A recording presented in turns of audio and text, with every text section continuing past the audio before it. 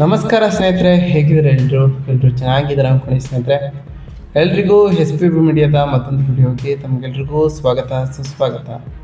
ಸ್ನೇಹಿತರೆ, ಈ 2026ರ ಈ ಒಂದು ವರ್ಷದಲ್ಲಿ ಏಪ್ರಿಲ್ 22ರ ನಂತರ ಮೀನ ರಾಶಿಯವರ ಭವಿಷ್ಯ ಹೇಗಿರಲಿದೆ, ಈ ಏಪ್ರಿಲ್ ತಿಂಗಳಿನಲ್ಲಿ ಉಂಟಾಗ್ತಿರುವಂತಹ ಗ್ರಹ ಸಂಚಾರಗಳು ಈ ರಾಶಿಯವರ ಜೀವನದಲ್ಲಿ ಏನೆಲ್ಲ ಬದಲಾವಣೆಗಳನ್ನು ತರಲಿದೆ, ಯಾವುದರಲ್ಲಿ ಶುಭವಾಗಲಿದೆ, ಯಾವುದರಲ್ಲಿ ಬಹಳ ಎಚ್ಚರಿಕೆಯನ್ನು ವಹಿಸಬೇಕು, ಈ ಏಪ್ರಿಲ್ 22ರ ನಂತರ ಈ ರಾಶಿಯವರಿಗೆ ಉಂಟಾಗ್ತಿರುವಂತಹ ಗ್ರಹ ಸಂಚಾರಗಳು ನಿಮ್ಮ ಜೀವನದ ವಿವಿಧ ಅಂಶಗಳಾದಂತಹ ವೃತ್ತಿ ಆಗಿರ್ಬೋದು, ವೈವಾಹಿಕ ಜೀವನ ಇರ್ಬೋದು, ಆರ್ಥಿಕ ಸ್ಥಿತಿ, ಕೌಟುಂಬಿಕ ಜೀವನ, ನಿಮ್ಮ ವ್ಯವಹಾರ ಮತ್ತು ಶಿಕ್ಷಣಕ್ಕೆ ಸಂಬಂಧಪಟ್ಟಂತೆ ಏನೆಲ್ಲ ಬದಲಾವಣೆಗಳನ್ನು ತರಲಿದೆ, ಯಾವುದರಲ್ಲಿ ಶುಭವಾಗಲಿದೆ, ಯಾವುದರಲ್ಲಿ ಬಹಳ ಎಚ್ಚರಿಕೆಯನ್ನು ವಹಿಸಬೇಕು, ಇರುವಂತಹ ಸಮಸ್ಯೆಗಳಿಗೆ ಸರಳ ಪರಿಹಾರಗಳೇನು ಎಂಬುದರ ಸಂಪೂರ್ಣ ಮಾಹಿತಿಯನ್ನು ಇದೇ ವಿಡಿಯೋದಲ್ಲಿ ತಿಳಿಸ್ಕೊಡ್ತಾ ಹೋಗ್ತೇನೆ ಸ್ನೇಹಿತರೆ. ಅದರಿಂದ ನೀವು ಮಾಡಬೇಕಾಗಿರೋದು ಇಷ್ಟೇ, ವಿಡಿಯೋನ ಸ್ಕಿಪ್ ಮಾಡದೆ ಇದರಿಂದ ಕೊನೆ ತನಕ ನೋಡ್ತಾ ಬನ್ನಿ. ಸ್ಕಿಪ್ ಮಾಡಿ ವಿಡಿಯೋ ನೋಡೋದ್ರಿಂದ ಅಷ್ಟು ಇನ್ಫಾರ್ಮೇಷನ್ ಅರ್ಥ ಆಗೋದಿಲ್ಲ. ಸೊ ಫಸ್ಟಿಂದ ಏನು ತನಕ ವಿಡಿಯೋನ ವಾಚ್ ಮಾಡಿ. ಹಾಗೆ ನಮ್ಮ ಈ ವಿಡಿಯೋ ಇಷ್ಟ ಆಗಿತ್ತಂದರೆ ವಿಡಿಯೋಗೆ ಒಂದು ಲೈಕ್ ಮಾಡಿ. ಯಾರೇನೂ ನಮ್ಮ ಚಾನಲ್ನ ಸಬ್ಸ್ಕ್ರೈಬ್ ಮಾಡ್ಕೊಂಡಿಲ್ಲ ಅವರು ಈಗಲೇ ಸಬ್ಸ್ಕ್ರೈಬ್ ಮಾಡ್ಕೊಳ್ಳಿ ಸ್ನೇಹಿತರೆ.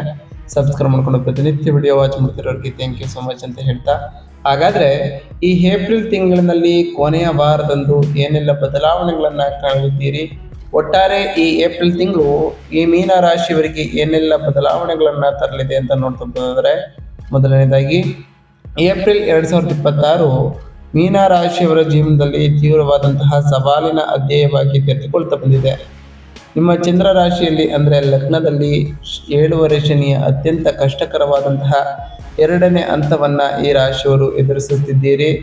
ಇದಕ್ಕೆ ಸೇರ್ಪಡೆಯಾಗಿ ಸಂಪತ್ತು ಮತ್ತು ಅದೃಷ್ಟದ ಅಧಿಪತಿಯಾಗಿರ್ತಕ್ಕಂತಹ ಮಂಗಳನು ಕೂಡ ಮೊದಲ ವಾರದಲ್ಲಿಯೇ ಪ್ರವೇಶವನ್ನು ಮಾಡಿರೋ ಕಾರಣ ಈ ತಿಂಗಳಿನಲ್ಲಿ ಸಾಕಷ್ಟು ಬದಲಾವಣೆಗಳನ್ನು ಕಾಣ್ತಾ ಬರ್ತೀರಿ.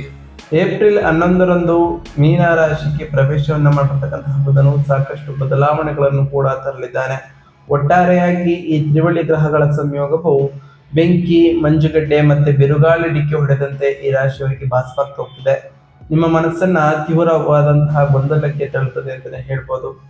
ಹಾಗೆ ಹೊಸ ಆರ್ಥಿಕ ವರ್ಷದ ಈ ಆರಂಭದಲ್ಲಿ ವಿಪರೀತವಾದಂತಹ ದೈಹಿಕ ಆಯಾಸ, ಕಿರಿಕಿರಿ ಮತ್ತು ಕೋಪವನ್ನ ಈ ರಾಶಿಯವರು ಅನುಭವಿಸಲಿದ್ದು, ಆದರೆ ಭರವಸೆಯನ್ನ ಕಳೆದುಕೊಳ್ಳುವಂತಹ ಅವಶ್ಯಕತೆ ಇರೋದಿಲ್ಲ. ಯಾಕೆಂದ್ರೆ ಏಪ್ರಿಲ್ 14ರಂದು 6ನೇ ಮನೆಯ ಅಧಿಪತಿ ಸೂರ್ಯನು ರಾಶಿ ಬದಲಾವಣೆಯನ್ನ ಮಾಡಿ ಮೇಷರಾಶಿಗೆ ಧನಸ್ಥಾನದಲ್ಲಿ ಬಂದಿರುವ ಕಾರಣ ಸಾಕಷ್ಟು ಬದಲಾವಣೆಗಳನ್ನ ಈ ಏಪ್ರಿಲ್ ಕೊನೆಯ ವಾರದಲ್ಲಿ ಕಾಣ್ತಾ ಬರ್ತೀರಿ.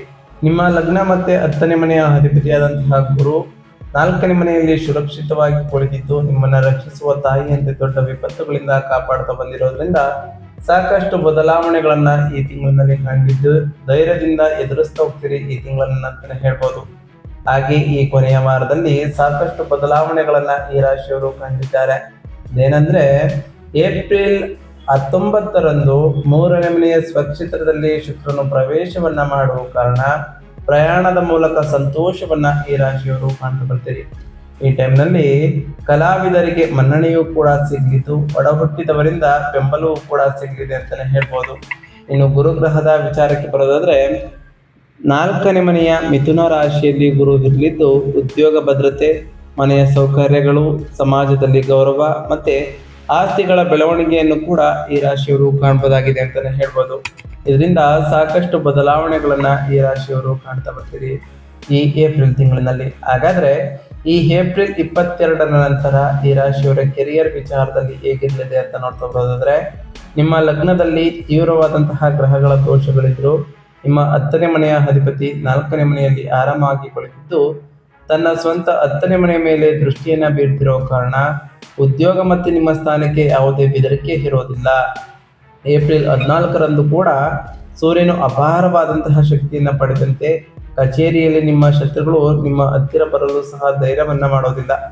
4ನೇ ಮನೆಯಲ್ಲಿ ಗುರು ಕೂಡ ಇರೋದ್ರಿಂದ ಈ ಅವಧಿಯಲ್ಲಿ ನೀವು ವರ್ಕ್ ಫ್ರಮ್ ಹೋಮ್ ವ್ಯವಸ್ಥೆಯನ್ನ ಪಡೆಯಲು ಸಾಧ್ಯವಾದರೆ ನಿಮ್ಮ ಮಾನಸಿಕ ಒತ್ತಡವು ಗಮನಾರ್ಹವಾಗಿ ಕಡಿಮೆ ಆಗ್ತಾ ಹೋಗ್ತಿದೆ. ಈ ಟೈಮ್ನಲ್ಲಿ ಬಹಳ ತಾಳ್ಮೆಯನ್ನು ರೂಢಿಸಿಕೊಳ್ಳಿ. ನಿಮ್ಮ ಸಹೋದ್ಯೋಗಿಗಳೊಂದಿಗೆ ವಾದಕ್ಕೆ ಇಳಿಯೋದನ್ನ ಕಡಿಮೆ ಮಾಡಿ ಸ್ನೇಹಿತರೆ. ಇದು ಕೂಡ ಸಾಕಷ್ಟು ಬದಲಾವಣೆಗಳನ್ನ ತರಲಿದೆ ಅಂತಾನೆ ಹೇಳ್ಬೋದು. ಇನ್ನು ಈ ರಾಶಿಯವರ ಬಿಸ್ನೆಸ್ ವಿಚಾರದ ಬಗ್ಗೆ ಮಾತನಾಡ್ಕೊಳ್ಳೋದಾದ್ರೆ, ವ್ಯಾಪಾರ ಮಾಲೀಕರು ಈ ತಿಂಗಳು ಅತ್ಯಂತ ಎಚ್ಚರಿಕೆಯಿಂದ ಹೆಜ್ಜೆಯನ್ನು ಹಾಕಬೇಕು. ಏಳನೇ ಮನೆಯ ವ್ಯಾಪಾರ ಅಧಿಪತಿಯಾದಂತಹ ಬುಧನೂ ಕೂಡ ಸಾಕಷ್ಟು ಬದಲಾವಣೆಗಳನ್ನು ಆಲ್ರೆಡಿ ತಂದಿರೋ ಕಾರಣ ಸಾಕಷ್ಟು ಬದಲಾವಣೆಗಳನ್ನು ಈ ತಿಂಗಳ 15 ದಿನಗಳಲ್ಲಿ ಕಂಡಿರ್ತೀರಿ. ಆದರೆ ಈ ಏಪ್ರಿಲ್ 19ರ ನಂತರ 3ನೇ ಮನೆಯ ಅಧಿಪತಿಯಾಗಿರ್ತಕ್ಕಂತಹ ಶುಕ್ರನು ತನ್ನ ಸ್ವಂತ ರಾಶಿಗೆ ಚಲನೆಯನ್ನ ಮಾಡುವ ಕಾರಣ ಸಾಕಷ್ಟು ಬದಲಾವಣೆಗಳನ್ನು ಈ ಏಪ್ರಿಲ್ 22ರ ನಂತರ ಕಾಣ್ತಾ ಬರ್ತೀವಿ. ಮಾರ್ಕೆಟಿಂಗ್ ಇರ್ಬೋದು, ಆನ್ಲೈನ್ ವ್ಯಾಪಾರ ಇರ್ಬೋದು, ಅಥವಾ ಮಾಧ್ಯಮ ವಲಯದಲ್ಲಿ ತೊಡಗಿರುವವರಿಗೆ ಅತ್ಯುತ್ತಮವಾದಂತಹ ಅವಕಾಶಗಳು ಈ ಏಪ್ರಿಲ್ 22ರ ನಂತರ ಕೂಡಿ ಬರಲಿದೆ. ಗ್ರಾಹಕರ ಬೆಂಬಲವೂ ಕೂಡ ಸಿಗಲಿದ್ದು ಲಾಭವು ಸ್ಥಿರವಾಗಿರಲಿದೆ. ಆದರೆ ನೀವು ಆತುರದ ನಿರ್ಧಾರಗಳನ್ನು ಈ ಟೈಮ್ನಲ್ಲಿ ಸಂಪೂರ್ಣವಾಗಿ ತಪ್ಪಿಸಬೇಕು ಅಂತಲೇ ಹೇಳ್ಬೋದು. ಇನ್ನು ಹಣಕಾಸು ಮತ್ತು ಸಂಪತ್ತಿನ ವಿಚಾರಕ್ಕೆ ಬರೋದಾದರೆ ಹಿಂದೆ ಇತರರ ಬಳಿ ಸಿಲುಕಿಕೊಂಡಿದ್ದ ಹಣವೂ ಕೂಡ ಹಿಂತಿರುಗುತ್ತದೆ. ವ್ಯಾಪಾರ ವಿಸ್ತರಣೆ ಅಥವಾ ಮನೆ ನಿರ್ಮಾಣಕ್ಕಾಗಿ ಬ್ಯಾಂಕ್ ಸಾಲಗಳು ಕೂಡ ಶಾಂಕ್ಷನ್ ಆಗ್ತದೆ ಅಂತಲೇ ಹೇಳ್ಬೋದು. ನಿಮ್ಮ 12ನೇ ಮನೆಯಲ್ಲಿ ರಾಹುವಿನಿಂದಾಗಿ ಅನಿರೀಕ್ಷಿತವಾದಂತಹ ಆಸ್ಪತ್ರೆ ಬಿಲ್ಲುಗಳು ಅಥವಾ ಆಧ್ಯಾತ್ಮಿಕ ಪ್ರಯಾಣಗಳಿಗಾಗಿ ನೀವು ಹಣವನ್ನು ಖರ್ಚು ಮಾಡ್ಬೋದು. ಅದರಿಂದ ಉಳಿತಾಯದ ಕಡೆ ಹೆಚ್ಚಿನ ಗಮನವನ್ನು ಕೊಡುವುದು ಕೂಡ ಈ ರಾಶಿಯವರಿಗೆ ಅವಶ್ಯಕ ಅಂತಲೇ ಹೇಳ್ಬೋದು. ಇನ್ನು ಆರೋಗ್ಯ ಮತ್ತು ಯೋಗಕ್ಷೇಮದ ವಿಚಾರಕ್ಕೆ ಬರೋದಾದ್ರೆ ಈ ರಾಶಿಯವರ ಆರೋಗ್ಯದ ವಿಚಾರದಲ್ಲಿ ಸಾಕಷ್ಟು ಬದಲಾವಣೆಗಳನ್ನು ಕಾಣುವಂತಹ ತಿಂಗಳು ಅಂತಲೇ ಹೇಳ್ಬೋದು. ಹೌದು ಸ್ನೇಹಿತರೆ, ಈ ಏಪ್ರಿಲ್ ತಿಂಗಳು ಮಾನಸಿಕ ಆತಂಕವು ನಿದ್ರಾಹೀನತೆಗೆ ಕಾರಣವಾದಂತಹ ತಿಂಗಳು ಅಂತಲೇ ಹೇಳ್ಬೋದು. ವಾಹನ ಚಾಲನೆಯನ್ನು ಮಾಡುವಾಗ ನೀವು ಅತ್ಯಂತ ಬಹಳ ಜಾಗರೂಕರಾಗಿರಬೇಕು. ನಿಮ್ಮ ಕೋಪವನ್ನು ನಿಯಂತ್ರಣದಲ್ಲಿಡಲು ಯೋಗ ಅಥವಾ ಧ್ಯಾನವನ್ನು ಅಭ್ಯಾಸ ಮಾಡುವುದು ಕೂಡ ಕಡ್ಡಾಯವಾಗಿರ್ತದೆ.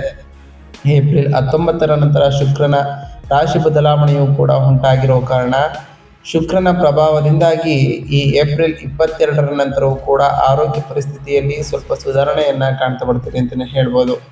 ಇನ್ನು ಕುಟುಂಬ ಮತ್ತು ವೈಯಕ್ತಿಕ ಸಂಬಂಧಗಳ ವಿಚಾರಕ್ಕೆ ಬರ್ತದ್ರೆ ಕೌಟುಂಬಿಕ ವಿಚಾರದಲ್ಲಿ ಸಣ್ಣ ಬಿರುಗಾಳಿಯೊಂದು ಕಾಣ್ತದೆ ಈ ಏಪ್ರಿಲ್ ತಿಂಗಳಿನಲ್ಲಿ. ಆದರೆ ಈ ಏಪ್ರಿಲ್ 19ರ ನಂತರ ಸಾಕಷ್ಟು ಬದಲಾವಣೆಗಳು ನಡೆಯಲಿದೆ ಅಂತಲೇ ಹೇಳ್ಬೋದು.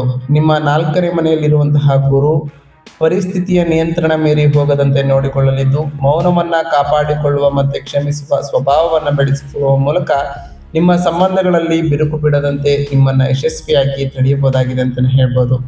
ಇನ್ನು ಶಿಕ್ಷಣ ಮತ್ತು ವಿದ್ಯಾರ್ಥಿಗಳ ವಿಚಾರಕ್ಕೆ ಬರೋದಾದರೆ ಶಿಕ್ಷಣದ ಕಾರಕನಾದಂತಹ ಬುಧನು ನಿಮ್ಮ ಲಗ್ನದಲ್ಲಿ ನೀಚ ಸ್ಥಾನದಲ್ಲಿ ಇರುವ ಕಾರಣ ಹೊಸ ಶೈಕ್ಷಣಿಕ ವರ್ಷವು ಅಧ್ಯಯನದ ಮೇಲೆ ಕೇಂದ್ರೀಕರಿಸುವುದು ಅತ್ಯಂತ ಬಹಳ ಕಷ್ಟಕರವಾಗಿರ್ತದೆ. ನೀವು ಓದಿದ್ದನ್ನು ಮರೆಯುವುದು ಅಥವಾ ಪರೀಕ್ಷೆಗಳ ಸಮಯದಲ್ಲಿ ಗೊಂದಲಕ್ಕೆ ಈಡಾಗಬಹುದು ಹೆಚ್ಚು ಸಂಭವನೀಯವಾಗಿರಲಿದೆ. ಗುರುವು 4ನೇ ಮನೆಯಲ್ಲಿ ತನ್ನ ಶುಭದೃಷ್ಟಿಯನ್ನು ಬೀರುತ್ತಿರುವುದರಿಂದ ಸರಿಯಾದ ಯೋಜನೆಯೊಂದಿಗೆ ಕಷ್ಟಪಟ್ಟು ಓದುವವರು ಉತ್ತಮವಾದಂತಹ ಫಲಿತಾಂಶಗಳನ್ನು ಕೂಡ ಕಾಣ್ತಾ ಬರ್ತೀರಿ. ಉನ್ನತ ಶಿಕ್ಷಣಕ್ಕಾಗಿ ಯೋಚಿಸುವವರು, ವಿದೇಶಕ್ಕೆ ಹೋಗಲು ಪ್ರಯತ್ನಿಸುತ್ತಿರುವವರು, ವಿದ್ಯಾರ್ಥಿಗಳು ತಮ್ಮ ಪ್ರಮುಖ ದಾಖಲೆಗಳೊಂದಿಗೆ ಬಹಳ ಎಚ್ಚರಿಕೆಯಿಂದ ಇರುವುದು ಕೂಡ ಅವಶ್ಯಕ ಅಂತಲೇ ಹೇಳ್ಬೋದು. ಒಟ್ಟಾರೆಯಾಗಿ ಈ ಏಪ್ರಿಲ್ ಕೊನೆಯ ವಾರದಲ್ಲಿ ಸಾಕಷ್ಟು ಬದಲಾವಣೆಗಳನ್ನು ಕಾಣ್ತಾ ಬರ್ತೀರಿ. ನಿಮ್ಮ ಲಗ್ನದಲ್ಲಿ ಇರತಕ್ಕಂತಹ ಅಪಾಯಕಾರಿ ಮಂಗಳ ಮತ್ತು ನೀಚ ಸ್ಥಾನದಲ್ಲಿ ಇರತಕ್ಕಂತಹ ಬುಧ ಮತ್ತು ಶನಿಯ ತೀವ್ರತೆಯನ್ನು ಕಡಿಮೆ ಮಾಡಲು ಮತ್ತು ಮಾನಸಿಕ ಶಾಂತಿಯನ್ನು ಪಡೆಯಲು ನಾವು ತಿಳಿಸ್ಕೊಡುವಂತಹ ಸರಳ ಪರಿಹಾರಗಳನ್ನು ಮಾಡ್ತಾ ಬನ್ನಿ. ನಿಮ್ಮ ಲಗ್ನದಲ್ಲಿ ಬುಧನ ನೀಚ ಸ್ಥಿತಿಯನ್ನು ತೆಗೆದುಹಾಕಲು ಹಾಗೆ ನಿಮ್ಮ ಆಲೋಚನೆಗಳಲ್ಲಿ ಸ್ಪಷ್ಟತೆಯನ್ನು ಪಡೆಯಲು ಪ್ರತಿ ಬುಧವಾರದಂದು ಶ್ರೀ ವಿಷ್ಣು ಸಹಸ್ರನಾಮವನ್ನು ಪಠಿಸ್ತಾ ಬನ್ನಿ. ಇದು ಕೂಡ ಸಾಕಷ್ಟು ಬದಲಾವಣೆಗಳನ್ನು ತರಲಿದೆ. ಹಾಗೆ 7ನೇ ಶನಿ ಅಥವಾ ಮಂಗಳ ದೋಷದಿಂದ ಉಂಟಾಗುವಂತಹ ಆರೋಗ್ಯ ಮತ್ತು ಪ್ರಯಾಣದ ಅಪಾಯಗಳನ್ನು ದಾಟಲು ನೀವು ಮಂಗಳವಾರ ಮತ್ತು ಶನಿವಾರದಂದು ಹನುಮಾನ್ ಚಾಲಿಸವನ್ನ ಖಂಡಿತವಾಗಿಯೂ ಒತ್ತ ಬನ್ನಿ. ಪ್ರತಿ ಶನಿವಾರದಂದು ಓಂ ಶಂ ಶನೈಶ್ವರಾಯ ನಮಃ ಎಂಬ ಮಂತ್ರವನ್ನು ಜಪಿಸಿ, ಸಾಧ್ಯವಾದರೆ ಶನಿದೇವರ ದೇವಾಲಯಕ್ಕೆ ತೆರಳಿ ಶನಿದೇವರಿಗೆ ಪ್ರಿಯವಾಗಿರುವಂತಹ ಕಪ್ಪು ಎಳ್ಳಿನ ಬತ್ತಿಯನ್ನು ಶನಿದೇವರ ದೇವಸ್ಥಾನದಲ್ಲಿ ಹಚ್ಚೋದ್ರಿಂದ ಸಾಕಷ್ಟು ಬದಲಾವಣೆಗಳನ್ನು ಕೂಡ ಕಾಣಲಿದ್ದೀರಿ. ಪ್ರತಿ ಮಂಗಳವಾರದಂದು ಓಂ ಅಂಗರಾಯಕಾಯ ನಮಃ ಎಂಬ ಮಂತ್ರವನ್ನು ಜಪಿಸಿ, ಇದರಿಂದ ಕೂಡ ಆ ಮಂಗಳ ದೇವನ ಅನುಗ್ರಹವೂ ಕೂಡ ನಿಮಗೆ ಸಿಗಲಿದೆ. ಹಾಗೆ ಪ್ರತಿ ಶುಕ್ರವಾರದಂದು ತಾಯಿ ಜಗನ್ಮಾತೆಯಾದಂತಹ ಲಕ್ಷ್ಮೀ ದೇವಿಗೆ ಪೂಜೆಯನ್ನು ಸಲ್ಲಿಸಿ, ಲಕ್ಷ್ಮೀ ದೇವಿಗೆ ಪ್ರಿಯವಾಗಿರುವಂತಹ ಬಿಳಿ ಹೂವುಗಳನ್ನು ಅರ್ಪಿಸಿ ಪೂಜೆಯನ್ನು ಸಲ್ಲಿಸೋದ್ರಿಂದ ಸಾಕಷ್ಟು ಬದಲಾವಣೆಗಳನ್ನು ಕಾಣ್ತೀರಿ. ಹಾಗೆ ನೀವು ಅಂದುಕೊಂಡಿರುವಂತಹ ಕಾರ್ಯಗಳು ಕೂಡ ಯಾವುದೇ ಅಡೆತಡೆ ಇಲ್ಲದೆ ನೆರವೇರ್ತಾ ಬರ್ತದೆ ಸ್ನೇಹಿತರೆ. ಇದಾಗಿತ್ತು ಇವತ್ತಿನ ಒಂದು ವಿಡಿಯೋ ಸ್ನೇಹಿತರೆ. ವಿಡಿಯೋ ಇಷ್ಟ ಆಗಿತ್ತು ಅಂದರೆ ವಿಡಿಯೋಕ್ಕೆ ಒಂದು ಲೈಕ್ ಮಾಡಿ. ಯಾರೇನು ನಮ್ಮ ಚಾನಲ್ನ ಸಬ್ಸ್ಕ್ರೈಬ್ ಮಾಡ್ಕೊಂಡಿಲ್ಲ ಅವರು ಈಗಲೇ ಸಬ್ಸ್ಕ್ರೈಬ್ ಮಾಡ್ಕೊಳ್ಳಿ. ಸಬ್ಸ್ಕ್ರೈಬ್ ಮಾಡ್ಕೊಂಡು ಪ್ರತಿನಿತ್ಯ ವಿಡಿಯೋ ಹಚ್ಚುತ್ತಿರೋರಿಗೆ ಥ್ಯಾಂಕ್ ಯು ಸೊ ಮಚ್ ಅಂತ ಹೇಳ್ತಾ, ಹಾಗೆ ಕಮೆಂಟ್ನಲ್ಲಿ ಓಂ ಶನೈಶ್ವರಾಯ ನಮಃ, ಓಂ ಗುರುಭ್ಯೋ ನಮಃ, ಓಂ ಲಕ್ಷ್ಮೀನಾರಾಯಣಾಯ ನಮಃ ಎಂದು ಕಮೆಂಟ್ ಮಾಡಿ ಸ್ನೇಹಿತರೆ. ಆ ಶನಿದೇವರು ಗುರುದೇವ ಲಕ್ಷ್ಮೀನಾರಾಯಣ ನಿಮಗೆ ಆಯುಷ್ಯ ಆರೋಗ್ಯ ಸಮೃದ್ಧಿಗಳನ್ನು ಕೊಟ್ಟು ಕಾಪಾಡಲಿ ಅಂತ ದೇವರಲ್ಲಿ ಕೇಳ್ಕೊಳ್ತಾ ಇವತ್ತಿನ ಒಂದು ವಿಡಿಯೋನ ಮುಗಿಸ್ತಿದ್ದೀನಿ ಸ್ನೇಹಿತರೆ. ಸಿಗ್ತೀನಿ ಮತ್ತೊಂದು ವಿಡಿಯೋದೊಂದಿಗೆ. Thank you for watching.